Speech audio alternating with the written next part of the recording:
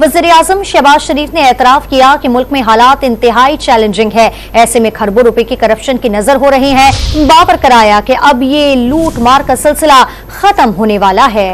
लाहौर में यौम मजदूर की तकरीब से खिताब में मजदूरों की फलाह व बहबूद के लिए हर मुमकिन कोशिशें करने की यकीन दहानी कराई और वाज़ेह किया।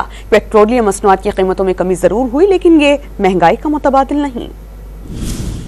बतौर खादिम पाकिस्तान बहुत हम दूरस गहरी तब्दीलियाँ लेके आ रहे हैं, जिससे कि जो पैसा पाकिस्तान का 1 करोड़ नहीं, 1 अरब नहीं, 100 अरब नहीं, खरबों रुपए जो डूब रहे हैं, ज़ाया हो रहे हैं, करप्शन की नज़र हो रहे हैं, उनको इंशाअल्लाह हम वापस लाने के लिए दिन रात कोशिशें कर रहे हैं। महंगाई जिसकी वजूहात हम अच्छी तरह जानते हैं, उसने आम आदमी की जिंदगी को बहुत ज़्यादा तंग बना रखा है।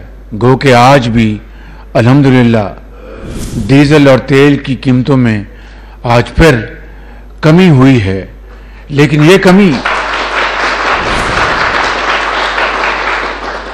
कमी उस महंगाई का मुतबादिल नहीं है जिससे कि आम आदमी को रोज़ उसका वास्ता पड़ता है।